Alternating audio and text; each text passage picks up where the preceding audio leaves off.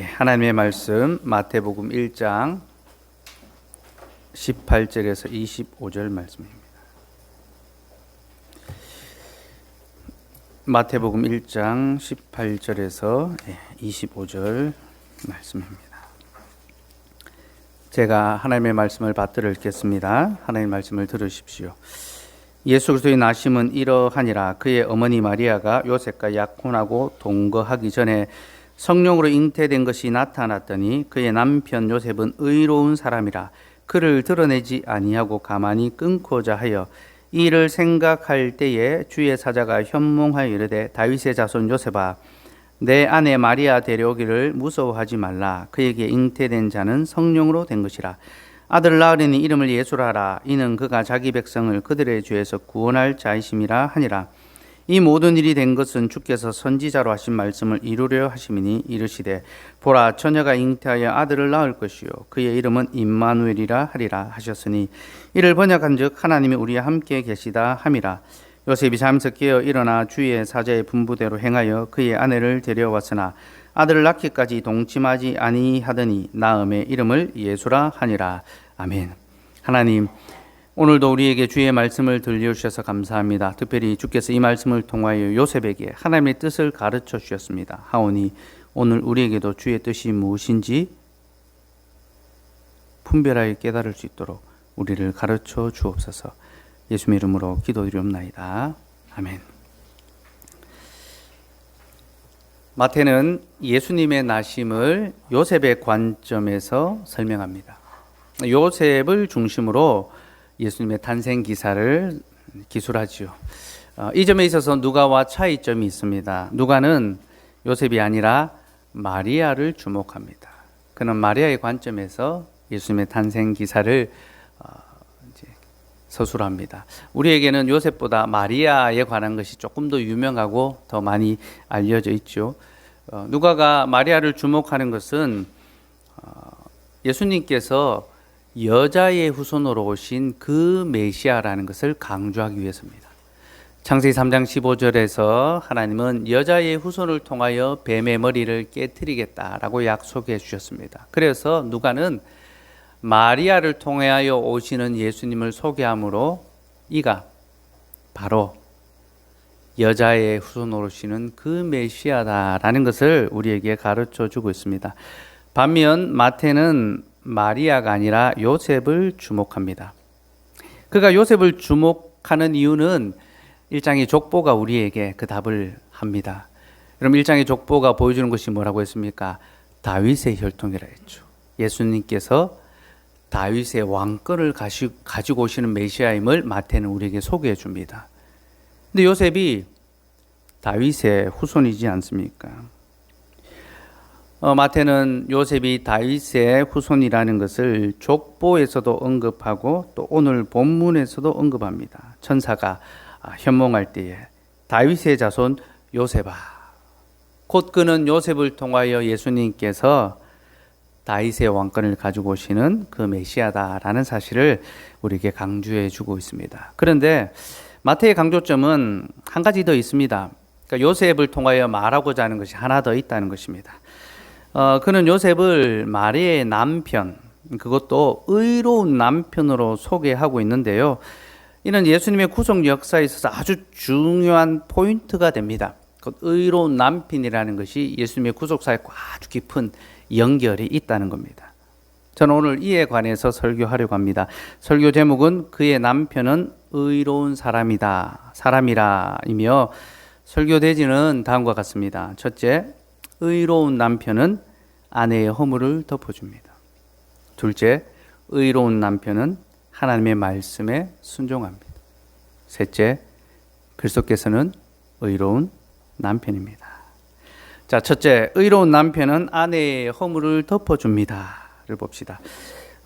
본문 18절, 19절 말씀 우리 같이 한번 읽어볼까요? 시작. 예수 그리스도의 나심은 이러하니라. 그의 어머니 마리아가 요셉과 약혼하고 동거하기 전에 성령으로 잉태된 것이 나타났더니 그의 남편 요셉은 의로운 사람이라 그를 드러내지 아니하고 가만히 끊고자 하여. 자, 요셉은 마리아와 약혼했습니다. 그런데 아직 동거는 하기 전입니다. 동침은 하지 않았다는 거죠.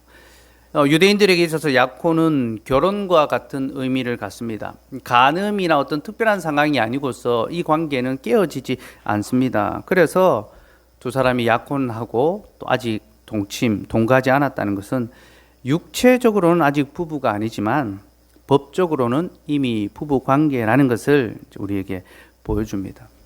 요셉과 마리아는 부부 관계였습니다. 그런데 요셉에게 매우 충격적인 소식이 하나 전해지죠. 마리아가 임신을 했다는 겁니다.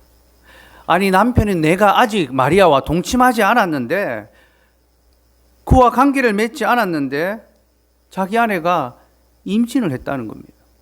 여러분, 이게 무슨 의미합니까? 이는 곧 마리아가 부정을 행하였다. 부적절한 관계, 혼의 관계를 맺었다라는 것을 보여주죠. 그죠? 이건 너무나 명백한 증거입니다. 그럼 요즘도 그렇지만요, 자신과 정혼한 사람이 다른 사람과 성적인 관계를 맺는다는 것은 그야말로 피가 거꾸로 솟는 것과 같은 그런 충격입니다. 이런 일은 용서할 수 없는 일이며 또 이런 일이 벌어지면 더 이상 혼인관계를 유지할 수가 없지요. 그럼 세상의 법으로도 그러한데 하나님의 법으로라야 오죽하겠습니까? 더 하겠죠. 그죠? 율법에 의하면 이와 같이 간음한 여인은 돌로 쳐서 죽이라고 그렇게 말합니다. 그러니 여러분, 마리아의 임신은요, 요셉에게는 매우 충격적인 소식인 동시에 마리아에게는요, 사형 선고 같은 그런 일입니다. 자신이 요셉의 보호를 받지 못하면 곧장 돌에 맞아 죽임을 당하게 되는 그런 끔찍한 상황을 이제 마리아가 맞이하게 된 거죠.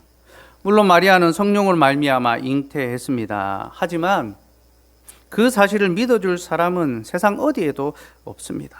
왜냐하면 그런 일은 역사 속에서 일어난 적도 또 들어본 적도 없는 일이기 때문입니다. 성령으로 잉태한 여인이 어디에 있단 말입니까? 더군다나 그의 신랑 요셉은 더더욱 이 말을 믿을 수가 없습니다. 세상 어느 신랑이 자기 아내가 임신을 했는데 이 일이 성령으로 말미암았다라고 하면 이것을 믿을 수가 있겠습니까? 여러분, 여기 남편 되시는 분들 이 사실을 믿을 수 있겠습니까? 믿을 수가 없죠. 그죠? 근데 여러분, 마리아의 임신 소식을 들은 요셉이 어떤 반응을 보이고 있습니까? 19절에 보면요, 그는 이를 드러내지 아니하고 가만히 끊고자 합니다. 그리고 마태는 바로 이를 가리켜 요셉이 의로운 사람이다 라고 말합니다. 그의 남편 요셉은 의로운 사람이라 그를 드러내지 아니하고 가만히 끊고자 하여. 자, 마태는 요셉이 이 일을 드러내지 아니하고 가만히 끊고자 한 것을 가리켜 의로운 행동이다 라고 그렇게 말하고 있습니다. 여러분, 왜 이것이 의로운 행동이 될까요? 이를 알려면 우리는 의로움이 무엇인지부터 알아야 합니다. 성경에서 의롭다라는 것은요, 인간의 어떤 성품을 가리키는 것이 아닙니다. 이는 하나님의 말씀에 대한 자세를 가리킵니다. 곧 율법의 규례를 지키려는 의지와 이 굳건한 자세를 가리켜 의롭다. 이게 사람을 가리켜 의롭다 할 때 사용되는 의로움입니다. 원어상으로도 의롭다라는 말에는 법을 준수한다라는 뜻이 있습니다. 하나님의 법을 준수하는 것이 의롭다라는 것입니다. 그러니 요셉의 의로움은요, 하나님의 말씀을 지키려는 그런 마음이 그 안에 있었다라는 거죠. 그래서 그를 가리켜 의로운 사람이다라고 말하는 겁니다. 제가 좀 더 설명을 드려서요, 마리아 임신 소식을 들은 후에 요셉은 아마 크게 두 가지 생각이 들었을 겁니다. 첫째는 율법에 의하면 간음한 여인을 돌로 쳐야 한다라는 사실입니다. 그는 하나님의 말씀을 준수하려는 열의가 있는 사람이었기 때문에 이 규례를 결코 가벼이 여기지 않았을 겁니다. 하지만 한 가지 마음에 걸리는 것이 있습니다. 돌로 쳐야 하는 사람이 바로 자신이 사랑하는 여인이라는 거죠. 그럼 요셉은 마리아를 사랑했습니다. 그래서 약혼하고 결혼을 기다리고 있었죠. 비록 지금 그가 부적절한 관계를 통하여 자신과의 그 약속을 파기했고 이로써 자신이 큰 고통에 처하였지만 그럼에도 불구하고 요셉은 자신이 사랑했던 여인의 생명만은 살려주고 싶었습니다. 그렇지 않겠습니까, 여러분? 마리아의 생명만은 내가 좀 지켜주고 싶다. 아마 요셉은 두 마음 사이에서 갈등했을 것입니다. 한편으로는 율법을 지켜야 한다는 그 마음과 또 다른 한편으로는 사랑하는 사람을 지켜야 한다는 그런 현실 속에서 그는 매우 괴로워하고 깊이 고민했습니다. 그럼 본문 20절을 보면요, 이 일을 생각할 때에 라는 말이 나옵니다. 요셉이 이 일을 생각할 때에, 여기서 이 일을 생각한다라는 것은요, 이 일을 어떻게 받아들이고 처리해야 할지 깊이 고민하고 생각하고 있다라는 겁니다. 복수형으로 쓰여서 요셉 안에 온갖 생각들이 막 이제 올라오는 거죠. 내가 이것을 어떻게 해야 되는가? 그는 대혼란에 빠졌습니다. 왜 자신에게 이런 일이 일어났는가 싶어서 원망스러움도 있었을 것이고요. 또 마리아의 부정함으로 인하여 분노가 치밀어 올랐을지도 모릅니다. 어떻게 나한테 이럴 수가 있는가? 그러나 그럼에도 불구하고 그는 마리아를 살릴 수 있는 길은 없을까 고민하고 또 고민했습니다. 그래서 내린 결론이 마리아의 관계를 가만히 끊는 것이었습니다. 여기서 가만히 끊는다라는 것은 이 문제를 공개적으로 드러내지 않고 비밀스럽게 처리한다는 걸 가리킵니다. 요셉은 마리아의 문제를 고발하지 않고 조용히 덮어버리려고 했습니다. 그리고 만약 남편인 그가 이 일을 문제 삼지 않고 조용히 넘어간다면 다른 사람들 역시 이에 대하여 문제 제기를 하기가 어려워집니다. 그럼 율법적으로 아내는 남편에게 속해 있습니다. 아내가 남편에게 속해 있다는 것은요, 아내의 모든 결정권이 남편에게 있다라는 그런 말입니다. 그러니 마리아를 처벌하려면 누구의 고발이 필요합니까? 남편인 요셉의 고발이 필요하죠. 요셉이 이 여인이 부정한 일을 범하였습니다라고 고발하면 마리아는 공의 앞에 끌려갈 것이고 또 취조당할 것이고, 그러면 누구로 말미암아 이 부정한 일을 행한지도 드러나게 될 것이고, 어쩌면 요셉의 그 남편으로서의 떨어진 권위가 다시 회복될 수도 있었을 것입니다. 그러나 요셉은 그런 방식을 택하지 않았습니다. 그는 마리아를 고발하지 않았고, 그렇기에 이후에 마리아가 사람들로부터 손가락질은 받을 수 있을지 몰라도 돌에 맞아 죽임은 당하지 않을 수 있도록 은혜를 베풀었던 겁니다. 그래서 가만히 끊으려, 그 관계를 끊고 마치 이혼한 것처럼 내어보내려고 그렇게 했던 거죠. 우린 여기서 마리아의 허물을 덮어주려는 요셉의 모습, 그의 사랑의 모습을 보게 됩니다. 요셉은 한편으로 하나님의 말씀도 지키면서 또 다른 한편으로 율법이 보여주는 바 사람을 사랑하는 그 원리도 지키려고 했던 겁니다. 그리고 남편으로서 그의 이런 행동은 그가 아내에게 베풀 수 있는 최고의 선이었습니다. 마리아에게 이것보다 더 좋은 선은 없습니다. 그는 최고의 선을 베풀었습니다. 그리고 바로 여기서 우리는 의로운 남편으로서의 역할이 무엇인지를 보게 됩니다. 마태는 요셉이 이런 행위를 의로운 남편이다라고 하는데, 우리는 의로운 남편이 어떤 역할을 하는지를 여기서 보게 됩니다. 그럼 성경에서 남편은 그저 한 가정의 가장이 아닙니다. 그는 가정의 직분자로 세움을 받은 사람입니다. 남편은 가정의 왕이요, 제사장이요, 선지자입니다. 직분자로서의 직무를 수행하는 자가 남편입니다. 그리고 요셉은 의로운 직분자로서 그 직무를 수행하고 있습니다. 왕과 제사장과 선지자의 직무 중에 하나를 지금 수행하고 있습니다.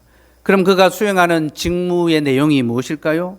왕적 사역입니까? 선지자적 사역입니까? 제사장적 사역입니까? 그럼 선지자는요, 우리의 죄를 책망하고 드러냅니다. 제사장은요, 우리의 죄를 덮어주고 용서합니다. 왕은요, 우리의 죄를 물리치고 해결해 줍니다. 무슨 사역을 하고 있습니까, 요셉이? 제사장적 사역을 감당하고 있는 거죠. 그는 자기 아내의 죄와 허물을 덮어주므로 그를 보호해 주고 있습니다. 이것이 바로 의로운 남편으로서 요셉이 보여주고 있는 제사장적 사역입니다. 둘째로 의로운 남편은 하나님의 말씀에 순종합니다. 자, 자기 아내로 인하여 깊은 고민과 번민에 빠져 있는 요셉에게 하나님의 계시가 임합니다. 천사가 꿈에 나타나 마리아의 임신은 성령으로 말미암은 것이며 이는 자기 백성을 그 죄에서 건지시기 위한 하나님의 구속 역사라고 그렇게 가르쳐 주었습니다. 그리고 요셉에게 너는 마리아 데려오기를 무서워하지 말라라고 했습니다. 이 말씀을 들은 요셉은 잠에서 깨어 그 말씀에 즉각적으로 순종했습니다. 그리고 아들을 낳기까지 마리아와 동침하지 않았습니다. 24절, 25절 말씀 같이 읽읍시다. 시작. 요셉이 잠에서 깨어 일어나 주의 사자의 분부대로 행하여 그의 아내를 데려왔으나 아들을 낳기까지 동침하지 아니하더니 나음의 이름을 예수라 하니라. 여러분, 요셉은요, 하나님의 계시가 있자 조금도 지체치 않고 즉각적으로 순종했습니다. 그는 계시가 있기 전에는 매우 신중하게 행동했습니다. 이 일을 어떻게 처리하는 것이 옳을지 심사숙고하며 말씀의 원리 안에서 최선의 방법을 강구했습니다. 내가 어떻게 이것을 행해야 되는가? 하나님의 말씀의 원리 안에서 가장 좋은 방법을 찾기 위하여 신중하게 애를 썼습니다. 그러나 하나님의 계시가 주어지자, 그에게 하나님의 말씀이 들려지자 그는 매우 신속하게 움직이고 있습니다. 좌고우면하지 않고 말씀하신 그대로 순종했습니다. 우리는 요셉의 이러한 모습을 1장과 2장에서 연속해서 보게 됩니다. 그는 후에 헤롯의 칼을 피하여 애굽으로 피신하라는 말씀에도 곧바로 순종했으며 또 애굽에서 이스라엘로 돌아오라는 말씀에도 그렇게 했습니다. 그럼 2장 13절 14절 볼까요? 2장 13절 14절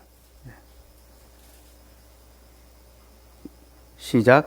그들이 떠난 후에 주의 사자가 요셉에게 현몽하여 이르되 헤롯이 아기를 찾아 죽이려 하니 일어나 아기와 그의 어머니를 데리고 애굽으로 피하여 내가 내게 이르기까지 거기 있으라 하시니 요셉이 일어나서 밤에 아기와 그의 어머니를 데리고 애굽으로 떠나가. 19절 21절도 봅시다. 19절 21절 시작.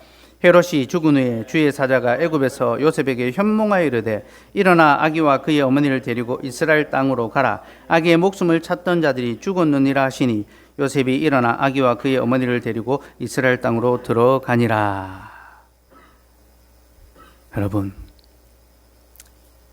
하나님의 천사가 3번이나 꿈에 요셉에게 나타나 하나님의 계시를 전해 주었습니다. 그리고 그 3번의 방문에 요셉은 다 즉각적으로 반응하고 있습니다. 일어나 행하였더라. 그럼 이런 모습은 그가 얼마나 계시 중심적으로 살아가고 있는지를 우리에게 보여줍니다.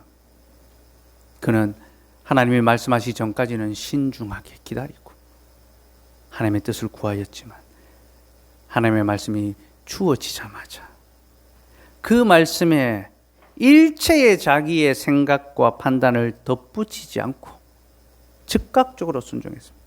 하나님, 제가 잘 알겠는데요, 시간을 조금 더 주십시오. 제가 이 좀 수습하고 가려면 시간이 좀 더 걸립니다. 하나님의 말씀 제가 알겠는데 제가 이걸 마음으로 받아들이기까지는 좀 시간이 좀 필요합니다. 제가 그 마리아를 데려오는 데는 좀 제 마음이 누그러져야 되지 않겠습니까? 그는 하나님 앞에서 협상하지 않았습니다. 말씀하신 그대로 곧바로 일어나서 즉각적으로 순종했습니다. 우리는 여기서도 의로운 남편으로서의 모습을 발견하게 됩니다. 곧 의로운 남편은 하나님의 말씀을 귀히 여기며 그 말씀을 듣고 청종합니다. 즉각적으로 반응하고 그리고 이를 통하여 자신의 가정을 하나님의 말씀의 반석 위에 굳게 세워갑니다. 이것이 의로운 남편입니다. 사랑하는 여러분, 의로운 남편은요, 그저 용서만 하는 그런 사람이 아닙니다. 그는 죄와 허물을 덮는 것과 함께 가정을 하나님의 말씀의 터 위에 세워가는 사람입니다. 의로운 남편은 언약의 말씀에 가정에 주춧돌을 놓고 그 말씀에 순종하는 것을 최우선으로 삼아 가정을 이끌어 갑니다.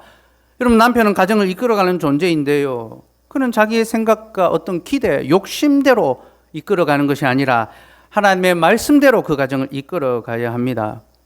바로 이 일을 위하여 그는 아내와 자녀를 말씀으로 가르치고 설득해야 합니다. 이렇게 하는 것이 맞다라고 가르쳐야 합니다. 또 때로는 가족의 반대를 극복해야 하기도 합니다. 하나님의 말씀은 항상 저항에 부딪히기 마련입니다. 그래서 그 말씀대로 행하지 않으려고 저항할 때에 이것을 극복하며 또 때로는 가족의 동의, 아내의 동의를 얻지 못하더라도 이 일을 행해야 되는 그런 때가 있을 수가 있습니다. 거창고등학교에 예전에 교장 선생님이 유명한 직업 선택의 10계명 이런 게 있지 않습니까?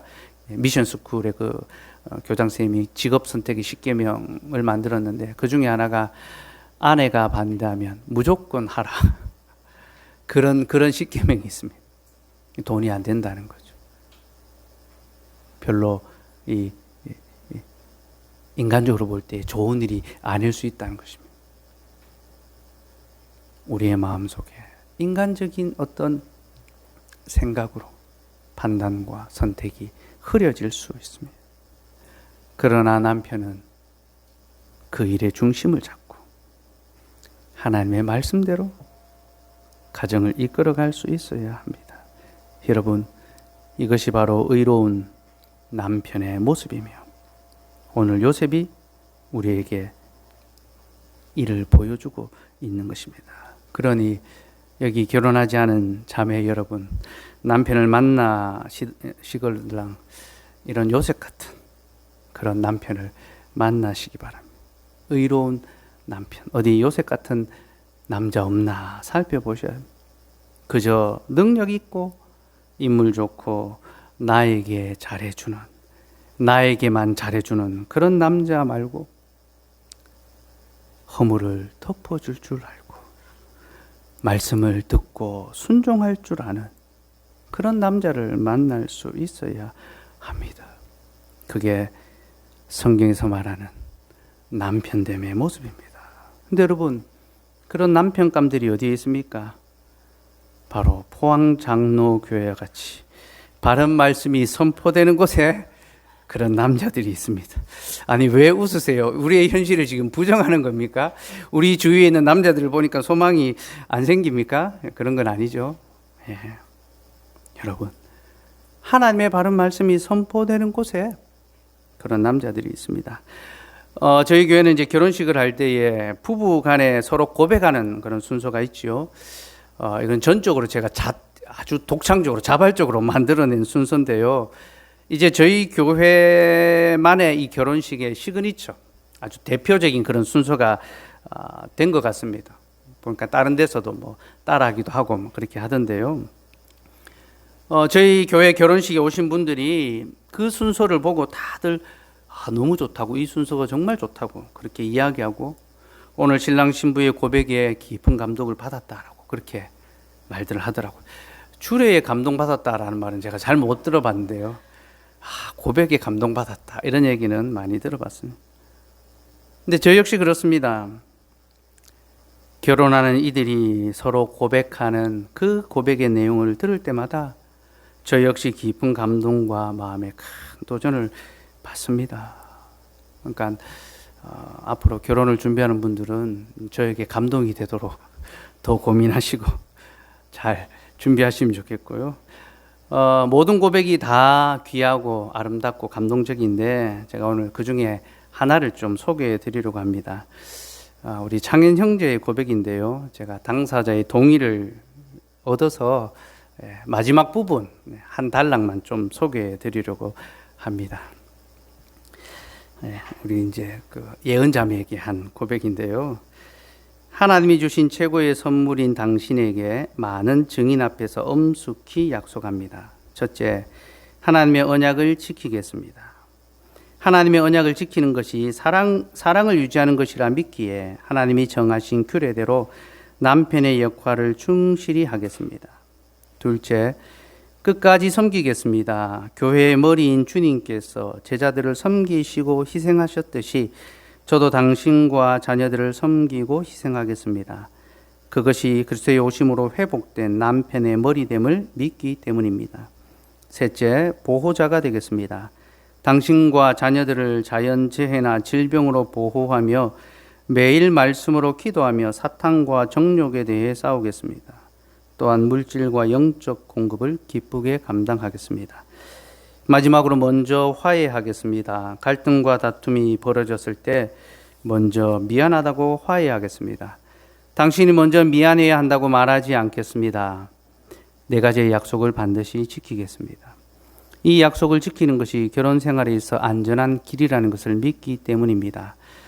먼 훗날 주름진 서로의 얼굴을 보며 웃음 짓는 우리 부부 모습을 상상해 보며 당신을 향한 고백을 마칩니다. 여러분, 참으로 멋진 고백이지 않습니까?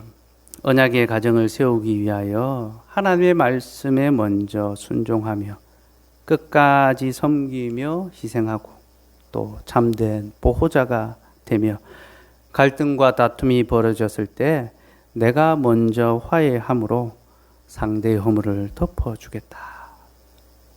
이 얼마나 멋지고 아름다운 고백입니까? 그렇죠.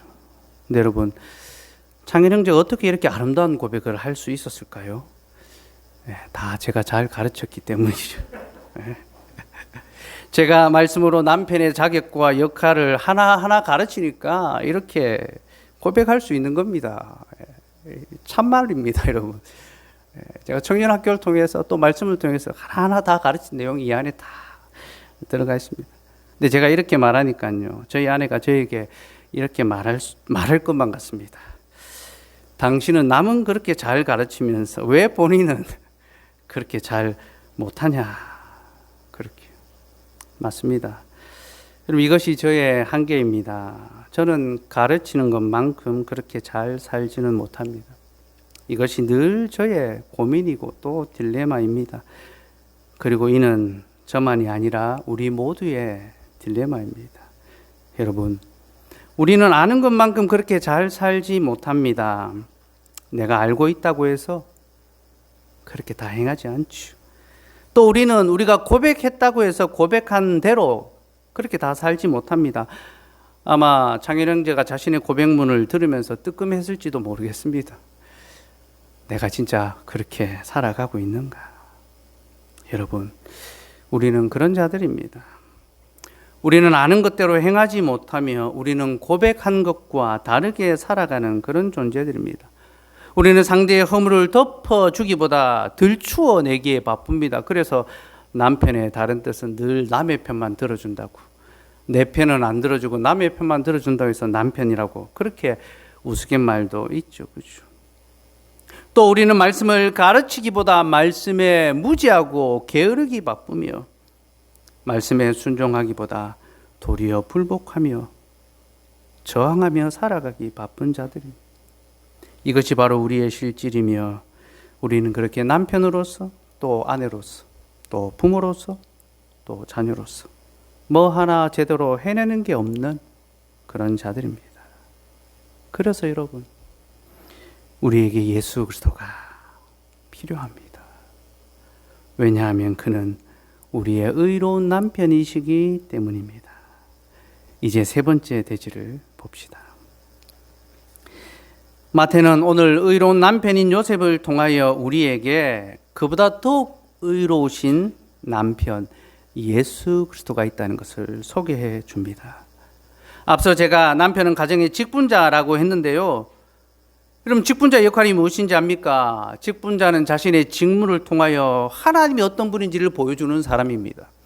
곧 하나님의 영광과 하나님의 성기신과 하나님의 사역을 보여주는 자가 직분자입니다. 그가 교회든 가정이든 자신이 세워진 그 자리에서 자신의 직무를 통하여 하나님의 일하심, 하나님의 영광을 보여줘야 되는 거죠. 그러므로 남편은요, 가정에서 자신의 직무를 통하여 하나님께서 이 가정의 남편이시라는 것을 보여주어야 합니다. 이것이 하나님께서 남편을 가정의 직분자로 세우신 이유입니다. 에베소서 5장 25절에서 27절 말씀을 봅시다.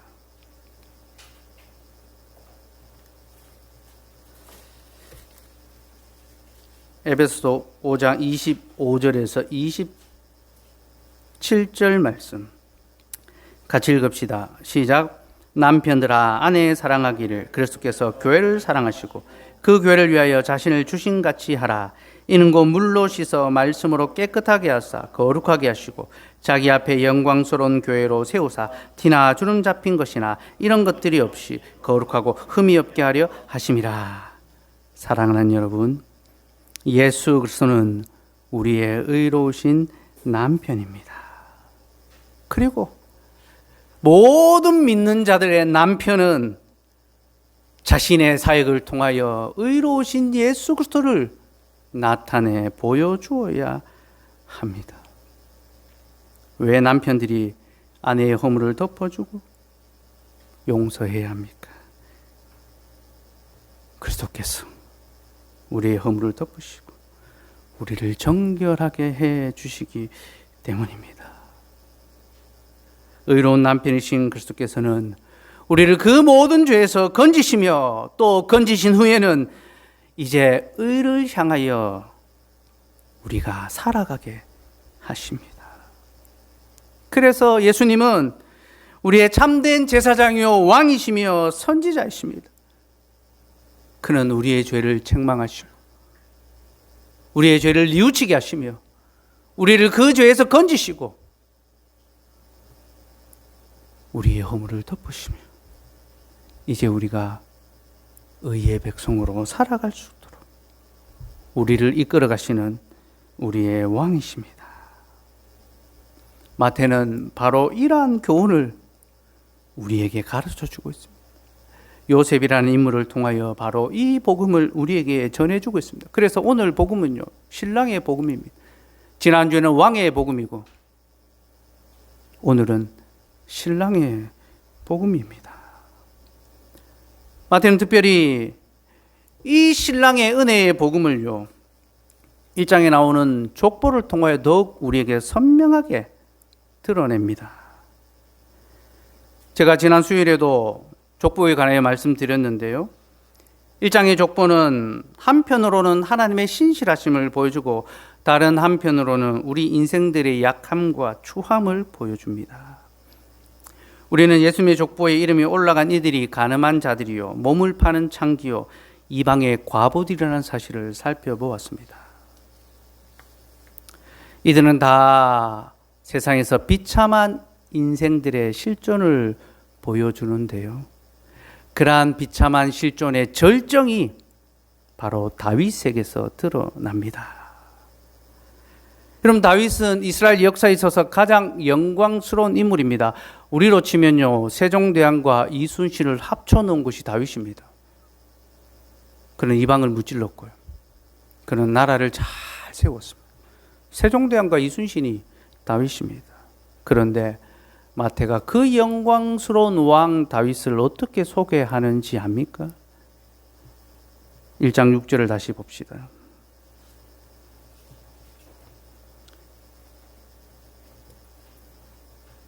마태복음 1장 6절에 보니까 이렇게 나옵니다. 이새는 다윗 왕을 낳으니라. 다윗은 우리아의 아내에게서 솔로몬을 낳고. 여러분, 마태는 다윗을 우리아의 아내에게서 솔로몬을 낳았다라고 소개합니다. 그럼 이토록 간결하면서도 또 이렇게 무서운 멘트가 어디 있을까요?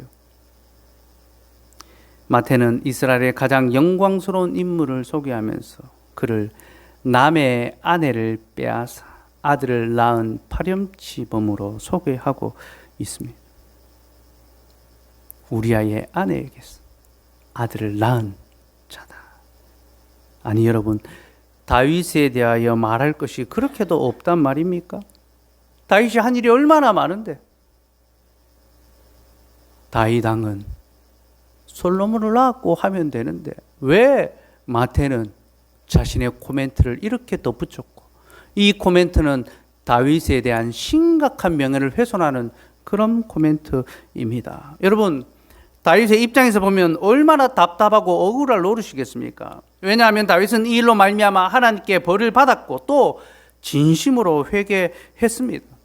그리고 그 후에 그는 바세바를 정식 아내로 맞아들였습니다. 그러니 마태가 다윗에 대하여 기록하려면 다윗은 바세바에게서 솔로몬을 낳고 이렇게 말하면 됩니다. 그렇죠. 다윗은 바세바에게서 솔로몬을 낳고, 그러면 바세바가 다윗의 아내로 그렇게 연결이 되지 않습니까? 그리고 마태는요, 유다를 소개할 때에 유다는 자기의 며느리 다말에게서라고 그렇게 말하지 않았습니다. 유다는 다말에게서 베레스와 세를 낳고, 유다는 더 부끄러운 사람이었는데 유다를 소개할 때는 그저 다말을 아내처럼 소개하고 있습니다. 그런데 마태는 다윗을 소개할 때에 바세바를 그의 아내가 아니라 남의 아내로 소개하고 있습니다. 여기는 마태의 의도가 분명히 들어가 있겠지요. 그리고 그 의도는요, 다윗을 디스하려는 것이 아닙니다. 다윗을 폄훼하려는 것이 아닙니다. 마태는 다윗을 통하여 바로 우리의 실존을 드러내고 있습니다. 너희가 다 다윗을 자랑스러워하지 않느냐? 그는 하나님 앞에서 참으로 의롭고 선한 왕으로 그렇게 불려지지 않았느냐? 그러나 그의 정체가 무엇인지 보라. 그는 사람들 앞에서 의로운 자로 불리지만 그는 남의 아내를 가로챈 불의한 남편에 불과하다. 그리고 바로 이것을 통하여 너희 중에 가장 의롭다고 불리는 자도 실은 이토록 불의한 남편에 불과하기에 너희 역시 그와 같음을 알라. 이것이 바로 마태의 요점입니다. 사랑하는 여러분, 참으로 그렇습니다. 우리는 다 불의하며 우리 중에 의로운 남편이라고는 단 하나도 없습니다. 여러분, 다윗 같은 자도 하나님 앞에서 불의한 남편으로 판단받고 있는데 어느 누가 자신을 의로운 남편으로 드러낼 수 있단 말입니까? 이렇게 예수 그리스도는 선지자로서 우리의 죄를 책망하십니다. 우리가 얼마나 불의한 자인지를 낱낱이 드러내십니다. 그러나 여러분, 예수 그리스도는 제사장으로서 자신의 사역을 수행하시죠. 곧 우리의 모든 죄와 허물을 덮으십니다. 오늘 제가 참여의 기도할 때에 이사야 43장의 말씀을 읽어드렸지 않습니까? 여호와께서는 우리의 허물을 도말하신다. 기억하지 아니하신다. 에스겔 16장에서는 그는 우리의 남편으로 우리의 벌거벗은 것을 덮어주시고 가리워 주신다라고 그렇게 말합니다. 여러분, 예수 그리스도께서는 우리의 의로운 제사장이요 남편으로서 우리의 그 허다한 죄와 허물을 덮으시고 우리를 용서해 주십니다. 또한 그는 우리의 왕으로서 우리의 죄를 물리치시고 우리의 죄를 해결해 주시며 우리를 그 죄에서 건지사 우리에게 의와 거룩을 옷 입혀 주십니다. 이것이 의로운 남편 예수 그리스도가 우리에게 베푸시는 은혜와 자비의 사역입니다. 사랑하는 여러분, 우리의 실존을 봅시다. 우리는 사람들 앞에서 떳떳하고 의롭기를 바라지만 우리의 실체는 그렇지 않습니다. 우리는 참으로 비참하고 부끄러운 자들입니다. 여러분, 마리아는 성령으로 말미암아 잉태했지만 우리는 세상으로 말미암아 잉태한 자들입니다. 마리아의 뱃속에는 세상의 구속자가 있었지만 우리의 뱃속에는 온갖 세상의 더러운 것들이 가득합니다. 우리는 남들보다 좀 더 갖고 싶어 하며, 우리는 남들보다 좀 더 성공하기를 바라며, 우리는 남들보다 좀 더 높아지기를 원하고, 우리는 남들보다 좀 더 편해지기를 원합니다. 그래서 우리는 세상과 행음하며 세상의 온갖 소욕을 우리의 뱃속에 채우며 살아가고 있습니다. 여러분, 이렇게 우리는 세상과 행음하여 세상을 잉태한 자들인데 우리의 의로우신 남편 그리스도는 우리를 결코 버리지 않으십니다. 그는 요셉보다 더 의로우셔서 우리를 가만히 끊고자 하지 않으십니다. 도리어 그는 우리의 죄를 들추어내시고 그리고 그 모든 죄를 사랑으로 덮으시고 우리를 그 죄에서 건져 주십니다. 아들을 낳으리니 이름을 예수라 하라. 이는 그가 자기 백성을 그들의 죄에서 구원할 자이심이라. 사랑하는 여러분, 이것이 바로 신랑의 복음입니다. 우리의 신랑이신 예수 그리스도께서 우리에게 이 진리의 복음을 선포해 주십니다. 그러니 우리의 의로우신 남편 예수 그리스도의 복음을 받읍시다. 여러분, 세상 천지에 이보다 더 좋은 남편이 어디 있으며 이보다 더 좋은 복음이 어디에 있단 말입니까? 설령 지금 내 남편이 성에 차지 않고 혹은 남편이 없고 또 남편에 대한 소망이 생기지 않고 그런다 하더라도 우리는 이미 가장 좋은 남편 예수 그리스도를 얻은 자들입니다. 그러니 그의 복음을 받아들이시고 그로 말미암아 우리의 죄를 가리우고 하나님 앞에서 의와 거룩의 삶을 살아갑시다.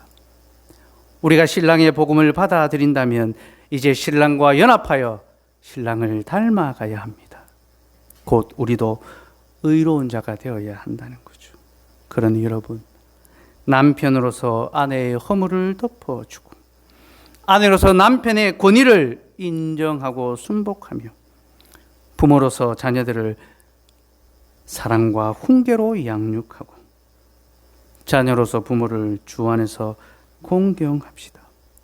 그리할 때 우리도 하나님의 의로운 사람으로 칭하여질 것이며 그런 자들을 통하여 가정과 교회와 또 이 사회가 더욱 아름답고 정직하며 진실한 곳으로 세워져 갈 수 있을 것입니다. 기도하겠습니다.